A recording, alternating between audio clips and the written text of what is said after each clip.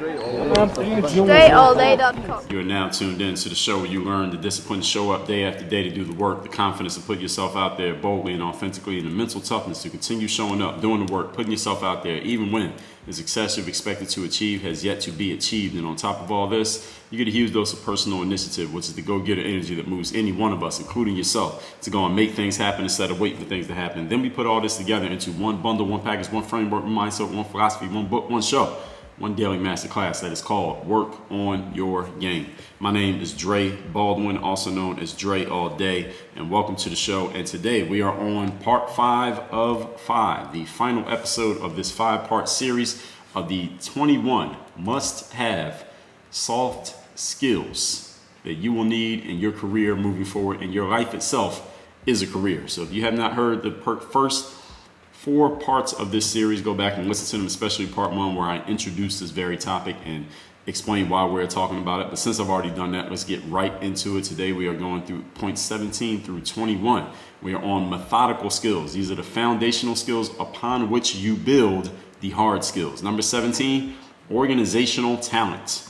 Quote, sometimes professional life means you have to juggle several tasks since they cannot be completed at once.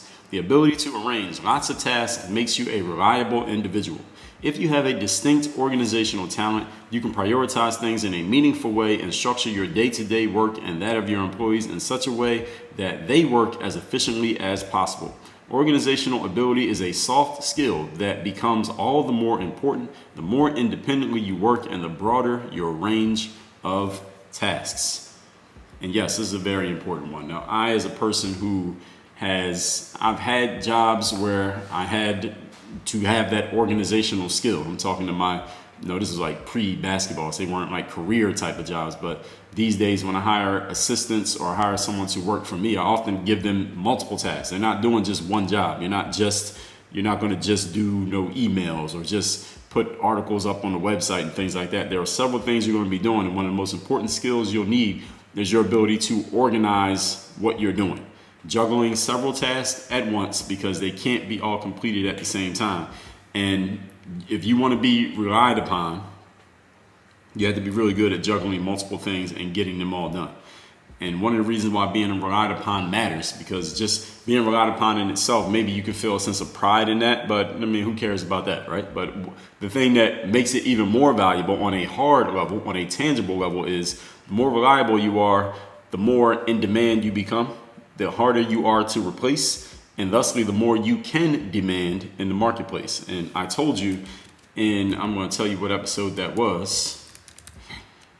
If you want to make demands, you must be in demand. That is episode number 1641. What makes you in demand is being a reliable person who can handle multiple tasks. In other words, you become a linchpin in an organization. What is a linchpin? It is a person who has their hands in so many things that they do so well and has it so organized that the company can't afford to lose that individual. When you're at that level of being in demand, guess what? Your price goes up. Shout out to DJ Khaled. You can ask for more, you can demand more. You don't have to ask for it. You can demand more and you will get it, because it will cost your organization more to replace you than it will cost to keep you. But you have to be highly reliable in order to get to that level of demand. Are you there right now? That's a question for you to ask yourself. It's not a question that I can answer for you. Do you have that organizational talent? How many different tasks can you handle at once? There's a prominent person I did some content with some time ago. I'm not going to give too much descriptive detail. You may be able to figure out who it was, but you won't know who the person is they were talking about. But I remember getting on the phone with this individual. It was a man, I will say that. And I asked him, I was like, hey, how you doing? He was like, man, I'm giving tasks to these people who are working for me. They're only doing 20% of what I'm asking them to do. And what he was explaining, and this was the 10 years ago, I remember this person saying this, they were talking about whoever they were talking about, that individual's lack of organizational talent. I'm giving them these things to do, but they're not getting done all the stuff that I'm asking them to do. This is an unreliable individual. Any of you know any unreliable people? How do you deal with those unreliable people? Do you depend on them to get things done? Do you bet money on them? Would you do business with them? Hopefully the answer is no to all of those things. Because if you have, then you probably cost yourself something. Most valuably being your time. When someone has great organizational talent, their work they can prioritize the things that they do. They structure their day-to-day work, in a way that they can work very efficiently. And also organizational talent is also any of you who's in a position of being a boss. You help the people who work for you organize what they're doing. You help them create organizational talent. In episodes 9, I believe it was 937, not 937, 1637 and 1638, where I talked about podcasts that I listen to. Alex Sharfman, who has a show called Momentum, this is what he does. He helps people with the organization of their business.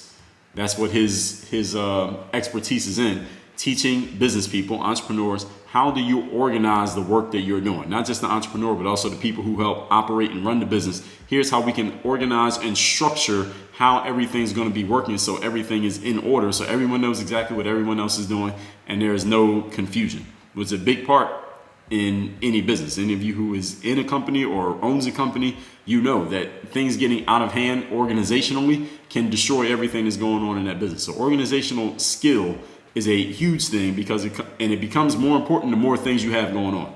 So if you have a business with a lot of different pieces and a lot of different customers and a lot of different SKUs, i.e. a lot of different products that you're selling, and you're in all these different areas and all these different industries, the more you have going on, the more you need organizational talent, organizational skill, and just organization, period. And if you have people around you who are unreliable and they're not organized, things are going to go haywire in your business. And actually, the bigger the business, the more crazy that's going to be, simply because the organization is not in place. All that said, we talk about organizing things and having structure to what you do. People often ask me about, Dre, how do I prioritize the work that I'm doing? I talked about prioritizing your success over your ego back in episode number 1353, but that's not really the issue here. Episode 905, where I talked about how to prioritize your life. How do you really manage your time? I get asked about time management often from people who ask me questions about being productive. How do I get more done? One way that you get more done is not by necessarily showing up to work earlier or leaving later, but just being more organized in the work that you are doing. If you're not organized in the work that you are doing, that probably has a lot to do with your lack of productivity.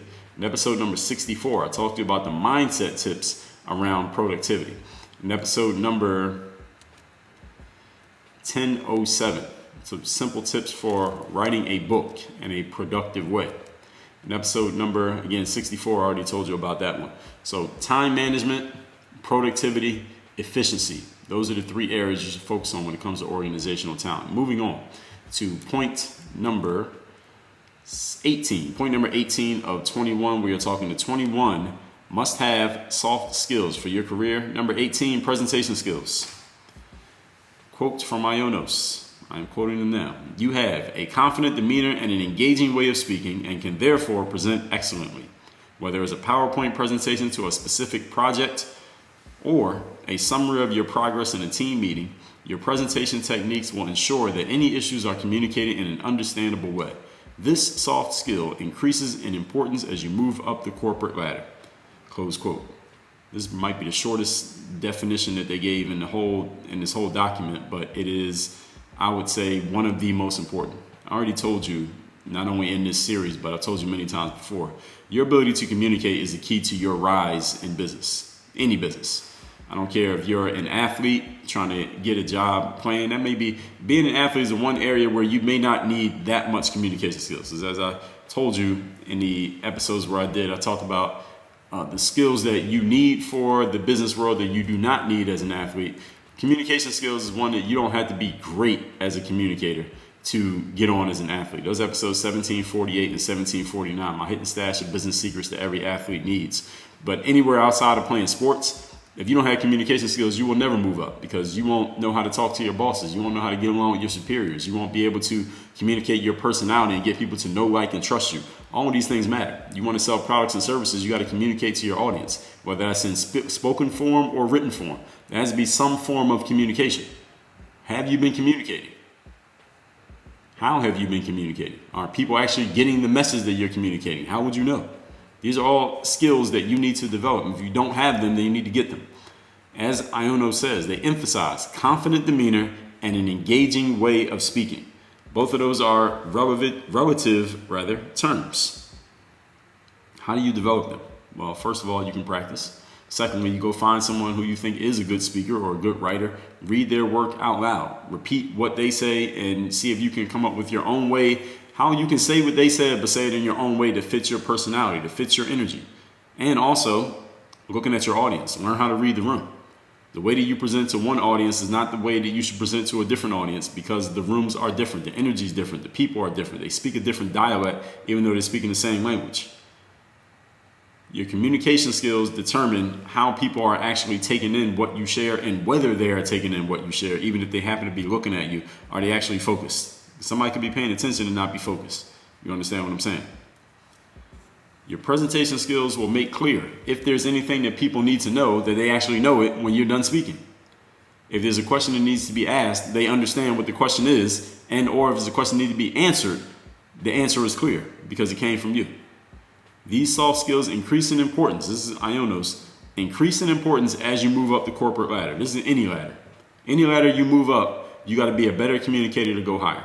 When I first started my professional speaking career, I could have a certain level of skill when I was speaking for free or speaking in exchange for exposure, just so I could get my name out there and get some footage to show that I could speak.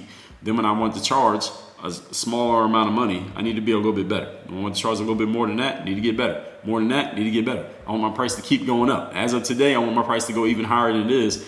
Therefore, my communication skills have to be even better. My sales skills have to be even better. My presentation, as far as how I market and promote myself, needs to be even better. And what does better mean? Well, it's relative. Depends on who I'm selling to. Got to read the room. You see how all this works? This is where the interpersonal, what was that topic? Not interpersonal, but interaction ability, according to Ionos. That's where that comes in. Interaction ability is understanding how to tailor your communication to the person or people to whom you are speaking. And again, I talk to the people in one of my group texts. We talk to each other a certain way. I talk to my mother and my grandmother a different way. And I talk to some older white people in corporate America a certain way. And I talk to some kids from the hood at the neighborhood community center a different way. There are different dialects, even though I'm speaking English every time. This is all part of your presentation skill. It doesn't say that here on Ionos, but that's why I got to add to it. You know, if all it took was just what Ionos said, then I wouldn't be here. So when it comes to your presentation skills, if you are not comfortable, I was actually just speaking to someone just yesterday from when I'm recording this. If you're not comfortable giving a presentation in front of an audience, you need to get better at it. This is something that you should be focused on. You should be investing in learning how to get better at your presentation skills, getting more comfortable in your presentation, being confident in your presentation, being able to be engaging with an audience, how to break the ice with an audience, how to read a room. All of these things are really important for you to communicate to others, because there are three types of communication. There's one-to-many, there's one-to-one, and then there is the difference between the written and the oral communication. So you can kind of call those four, but it's actually it would be four, because it's oral and written, and then you have oral speaking to one person, written communication to one person, and then two groups speaking as out loud to a group of people and speaking in written format to a group of people. So oral communication one-to-one would be like me and you just having a conversation in the street. Written would be like me texting you or me sending you an email. And then to a group will be me sending an email to a bunch of people at the same time, or writing a book. That is one-to-many, or written communication, oral communication rather, one-to-many, would be like what I'm doing right now. There's more than one person listening to me right now or giving a speech from a stage. So there's actually four types of communication. You need to master all of them, in case nobody told you. In episode 1497, I told you how to create a compelling presentation. And communication, I've given you several of those episodes already. But episode 1264, I talked about what I just explained. The 3 communication skills you must master ASAP. Episode 1257, investing in your communication skills. I've actually gone over these already more than once in this series already, so I'm not going to give you these same episodes again. Just make sure you listen to this whole series so you get every episode that I have referenced. They are all noted and linked down below wherever you are listening to this in the show notes. So you can just click on any one of them and listen to these episodes immediately. Make sure you listen to every referenced episode so that you get everything that I'm talking about here. Do not miss anything. Attention to detail. All right, that is part of your organizational skill. We just talked about that in the previous point. Moving on to point number 19. We are on part 5 of 5. And 21, must have soft skills for your career. Number 19, problem solving skills. I am now quoting from Ionos. Quote, This soft skill is closely related to your analytical skills. Problem solving requires an appropriate strategy, and to find it, you need to have a clear understanding and analysis of the problem. As a competent problem solver, you will face any challenging development with an alert mind and creative ideas. No matter the problem, you find its source, recognize the consequences, and develop a suitable strategy to solve the problem. This ability can easily be trained in a playful way. For example, through challenging computer games or mind sports, close quote. We talk about solving problems. I'll tell you, as an employer, as head of a company, the most valuable person in the organization is the person who solves problems. The least valuable person is the person who can identify a problem. Actually, the middle most valuable person, the person who can identify a problem but they can't solve it. They basically can point it out, but then they do nothing. The least valuable person is the person who doesn't even see that there is a problem. That person gets fired. They don't even get the job, as a matter of fact. But the problem solvers these are the people who move up. People who get to the head of the table in any organization, whether that's a head coach, a CEO, an owner, a company president, whatever, these are the people who solve problems. Because life is just a series of problems to be solved and challenges to be faced. That's what life is for anybody, no matter who you are or what you're doing. And the people who win in life are the people who look at life that way. All right, a challenge is going to come. Might not be one right now, but a challenge is going to come. I'm going to deal with it. I'm dealing with the challenge right now. There's not anything to complain or bitch about or feel woe is me about. This is what life is. It's a series of challenges. I got one right now. Let me handle it because now I'm living. That's why I got a problem. You don't have problems, we call that death. Now, people who can't solve problems or people who fail to identify problems, they lose in life. I mean, think about it. Over the course of the last 12 months, how many challenges have you faced? I'm talking to you. How many challenges have you faced over the last 12 months? And you dealt with them, right? And maybe you're dealing with one or two of them still to this very point. But that's the whole point of being alive, is that you're going to have challenges to face. Now think of someone who's faced 10 challenges over the last 12 months and they didn't solve any of them. Is that person doing well? Is that person thriving right now in life? Probably not. Why? Because they can't solve any problems. They get faced with a challenge, they don't know what to do. They just get what do they call it? I can't remember the word. But they don't move. They can't do anything. They're just stuck in the same spot when you can't solve problems. Problem solving skills are everything, especially if you want to make yourself valuable in an organization. Become a great problem solver. All right, they'll pay you whatever you want if you can solve problems. And to solve a problem, as they say here, it requires an appropriate strategy. We talked about strategy here on this show back in, let me tell you the episode where we talked about strategy. Make sure I spell the word right. Episode 1706, we talked about a strategy to deal with frustration.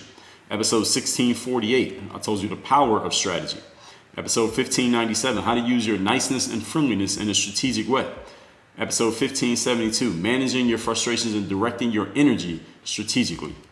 An episode, we talked social justice, how to combat white privilege strategically if you're a black American. You feel like white privilege is a strong thing? Let me tell you a strategy for dealing with it in a way that will actually work for you and not have you sitting on your ass complaining, bitching, doing nothing. Episode 1526, how to strategize properly. Episode 1525, long-term strategy, doing what works versus what feels good.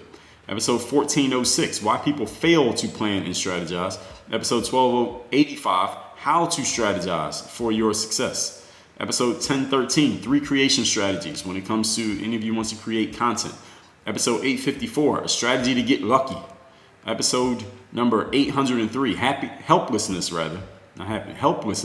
is not a strategy for success. And episode 321, energy and focus strategies. So as you can see, I talk about strategy a lot here on the show. What good strategic thinkers do, they find the source of the issue. Not the symptom of the issue, but the source of the issue. So a symptom might be you have a runny nose and a headache, but you don't really need to solve the runny nose and the headache. You need to find out why you have a runny nose and a headache and solve that. If you solve that, then the runny nose and headache will be taken care of. The big domino is the source of the issue. That's what a strategic thinker does. Then they recognize the consequences, i.e. the symptoms. What are the things that are causing, what is this thing causing? And then they develop a strategy to solve the problem. And understand your first strategy might not work. Then you just fix it and come up with another one. And you keep repeating that until you figure it out. That's what a strategic thinker does. This ability can be trained, as they say, in myriad ways, but the point is you just need to have it. All right, whatever way you need to come up with it, you need to do it. Problem solvers move up. Problem solvers are conquerors. Problem solvers become leaders because most people don't want to be the one responsible for solving the problem because they have the fear of not being able to solve it and or the fear of the responsibility or whatever results from their attempt at solving it. And this is why most people don't lead in life. But you will. All that said, let's move on to point number 20. We are on part 5 of 5. I'm going over the 21 must-have soft skills for your career moving forward. Number 20, stress resistance. I like this one. Let's get into what Ionos has to say. Quote, the ability to deal with stress is primarily based on your personal skills. Resilience, responsibility, and motivation work together in order to reliably master the often unpredictable challenges of everyday life. There are many techniques for coping with stress, but stress resistance comes from a strong character. As a methodical skill, it also refers to the ability to nip any possible stress in the bud through a high degree of discipline, self-organization, and self-reflection. Close quote. Now, I said I wasn't going to forget the beginning of this episode here today, but I did actually forget again. So I guess I didn't live up to my word, but I do have a text line that I want to make sure I remind you of here in the middle of this episode. I want you to send me a text as you're listening to this and let me know the most valuable thing, most valuable tip, most valuable nugget you got from today's episode. My text line is 305-384-6894. Once again, 305-384-6894. Text me and let me know the most valuable thing you got from today's episode. Now, talking on this point of stress resistance, and they say it's primarily based on your personal skills. Well, I don't know what else it could be based on, but they mention the words resilience, responsibility, motivation. We could also throw the word mental toughness in there, which is how I describe it. But a lot of times these words kind of get used interchangeably. But life, as they say here, here's what they emphasize: unpredictable challenges of everyday life. What did I just tell you in the previous point? We were talking about problem solving skills. That's what life is. Life is just a series of problems or challenges to be faced, situations to be dealt with. That's all life is. Stress resistance is your ability to understand that there will be unpredictable challenges, understand that you don't know what they're going to be, but understanding that you will be responsible for them and you will figure out how to deal with them. That's what stress resistance means. Doesn't mean you know exactly when they're coming or what's coming, but that something's coming and you'll handle it and keep moving as you have before. That is what a high level of stress resistance looks, sounds, and feels like.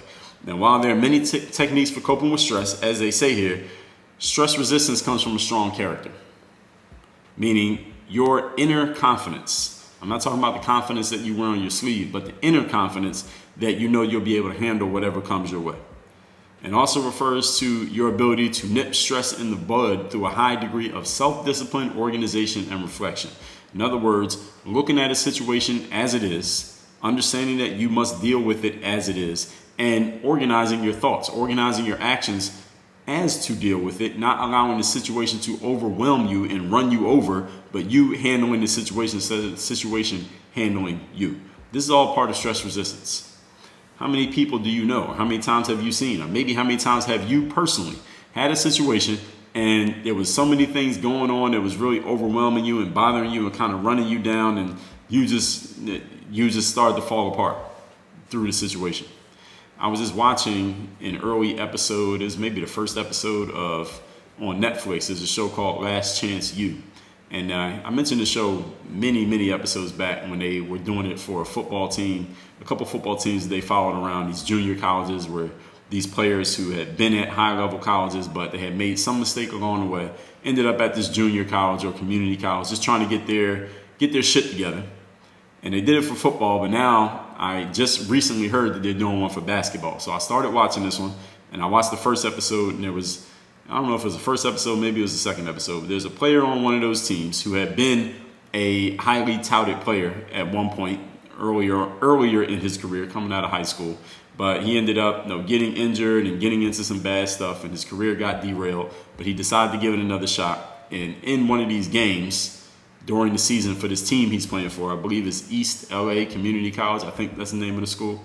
This guy's like 6'8", he's a big man, and he's playing against this other team that doesn't really have guys his size. So he's getting in the paint and he's doing his big man things, but he's getting called for travel, he's getting called for offensive foul, And it looks like the referees are just making bad calls. And maybe they are, maybe they're not. We don't know. Refereeing is a judgment call. Any of you athletes out there, I'm sure you know plenty about that. But this player just blew his stat to the point that he told the coach, take me out of the game.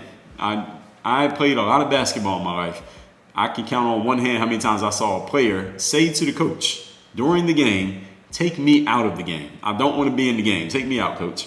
And this is what this player did. He said, take me out of the game. The player comes out of the game after he asked the coach to take him out. He walks straight to the locker room. Doesn't even sit on the bench. Goes straight to the locker room, and he's smashing chairs up, banging his fists into the lockers, screaming and yelling, and he's just losing control.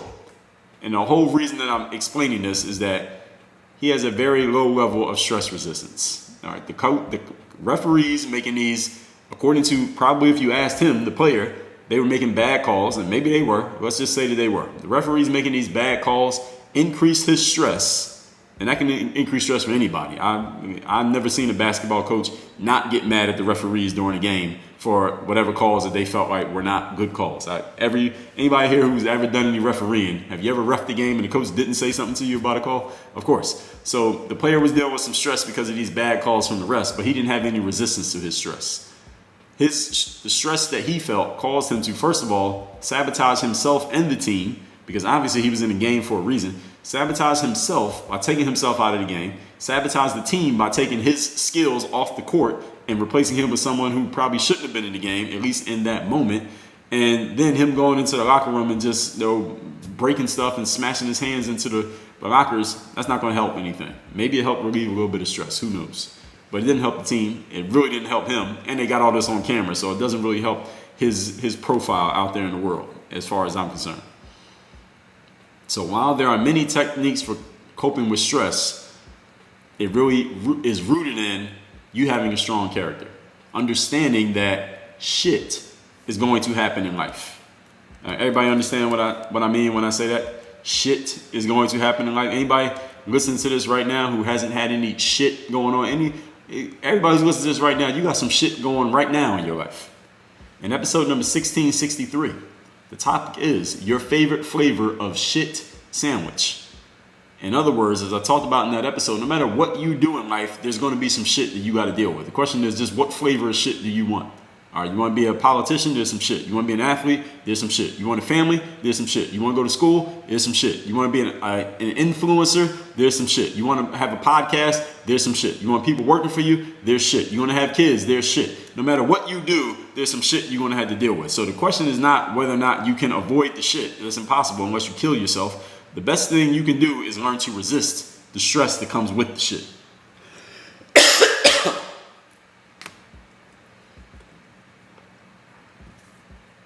It is not in finding something in which there will be no shit. That's impossible. You remember that song by the Young Bucks back in Don't Start No Shit, Won't Be No Shit. All right, that's impossible. There will always be shit. And just like Lil Jon said, when you start some shit, there's going to be some shit. And if you don't take initiative and start anything, then yeah, there will be nothing. You'll just be sitting around in life doing nothing. That's shit in itself. So actually, Lil Jon was half right and half wrong. Okay? Everybody following what I'm saying here? Let's move on to the next point. Today we are on now we're on point number 21, part 5 of 5. The 21 must-have soft skills that you need for your career moving forward. The very last one, and this is one you probably didn't see coming, dealing with new media. This is an interesting one. Interesting that this comes on this list, because this list doesn't read like this would be one of the ones that they mentioned, but let's hear what they have to say. Quotes from Ionos. Today's digital landscape offers many possibilities, but also many dangers. Using new media, i.e. social networks, online platforms, and business networks, in a skillful and sensitive way is an important soft skill for representing not only yourself, but also your colleagues and the company to the outside world. Using this media in a careless way can cause significant damage, especially if you reveal sensitive company information via private accounts or complain about your workplace on social networks. Be aware that social networks, in particular, have changed the way we present ourselves to the public. So, use them in a way that doesn't damage your reputation or that of your company. In general, you should develop a certain flair that enables you to use your personal and social skills successfully online. Okay, close quote. I'm out of their quote now.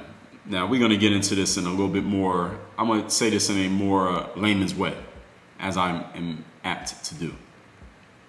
This is actually a really good point that they put here on this list because as I'm reading through this, they're absolutely right.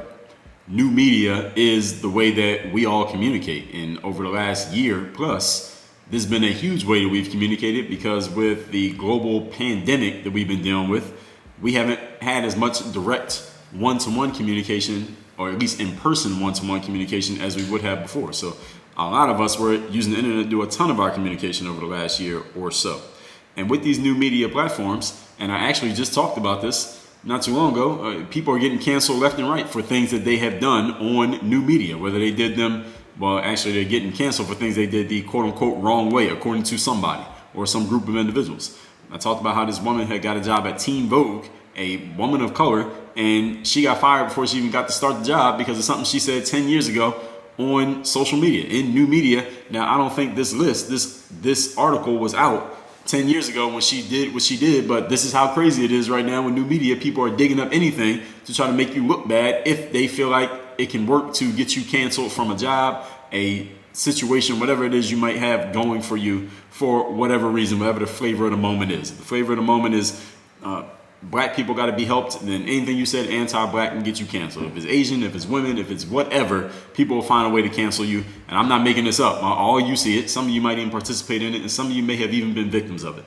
So new media is a big thing, and it must be addressed as it is and as it continues to evolve these days. And they emphasize the phrase skillful and sensitive way. Now, both of those are super relative terms that mean pretty much nothing. So I don't know if I'm going to ding them on this for even using those words. Skillful and sensitive way, let me put that in a different way.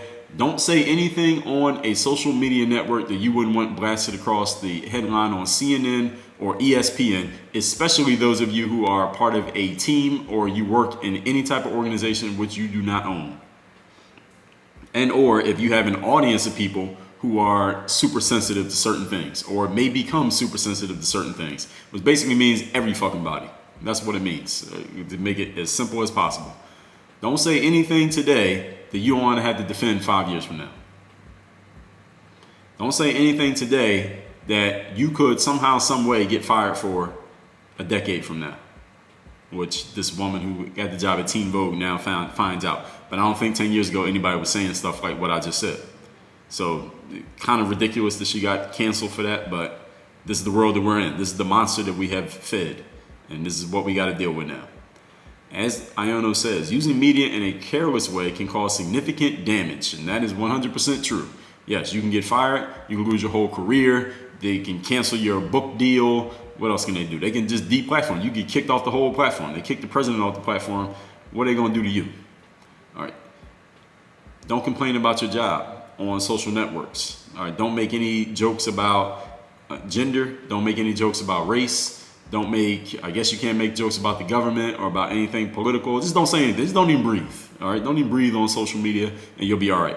And that's tongue in cheek. I don't literally mean that. That somebody could cancel me for saying that. Somebody kills himself not breathing. Dre said it. Anyway, the point is, the one thing they say at the end here is you should develop a certain flair that enables you to use your personal and social skills successfully online. So I know this is kind of dancing around this because they want to make sure they're saying something that's general that everybody can get, but they're actually saying a whole lot of nothing on this point. I'm glad they made the point, but they're not really saying a lot. I like the point about having a certain flair. They emphasize those two words, certain flair, which I like.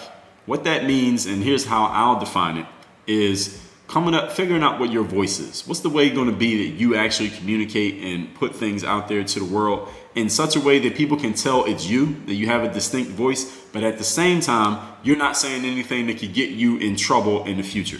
And that's actually a very, very slippery thing for even me to say here because who knows what's going to happen in the future. All right, 10 years ago, you can make gay jokes on Twitter. Nowadays, somebody pulls up those gay jokes from 10 years ago, you're Kevin Hart, you get canceled from hosting the Oscars because you, a fucking comedian, is getting canceled for jokes. And this is where it is. So who knows what's going to happen now? These days, I'm joking about a comedian getting canceled. Who knows? 10 years from now, they might be canceling people for making jokes about people getting canceled, and then they'll cancel me for making this joke. Who knows? We have no idea. So the long and short of it is this. You just gotta play the game defensively. I think on social media is the best way to say it. This is my guy Scott. I remember a couple years ago, he had connected with me on Twitter, and he was saying to me, Dre, you know what I do? Every day I just go through and delete all my tweets. So every day the only tweets I have are the ones from that day. And then the next day I delete all the ones from the previous day. And every day I just keep a fresh slate. So I guess Scott can't get canceled for any of his old tweets. So he probably can though, because they got records of your old tweets. If they want to dig them up, Twitter will find a way to find them. The point is, again, like I said, don't even breathe on social media. If you do nothing on social media, you can't get in trouble. If you do something, you open yourself up to the risk of getting in trouble. That's just the risk that you accept. You accept this as part of the terms and conditions when it comes to dealing with new media. And I do mean this because who knows how the rules are going to change. We see how much they changed over the last 10 years. People getting canceled for innocent stuff that was innocent 10 years ago now cost you your career nowadays. So who the hell knows? Just know that when you get on social media, you are running the risk of some shit happening to you. But since you already have the ability of stress resistance, which we talked about in point 20, you'll be all right one way or another. So all that being said, now I'm going to recap these 5 points from today's episode, and that will be the end of this 5-part series. Point 17, organizational talent. These are methodical skills, by the way. Organizational talent, number 17. Number 18, presentation skills. Number 19, problem solving skills. Number 20, stress resistance. Number 21, dealing with new media. So now, ladies and gentlemen, you have the full list of 21 soft skills, must-have soft skills for your career moving forward.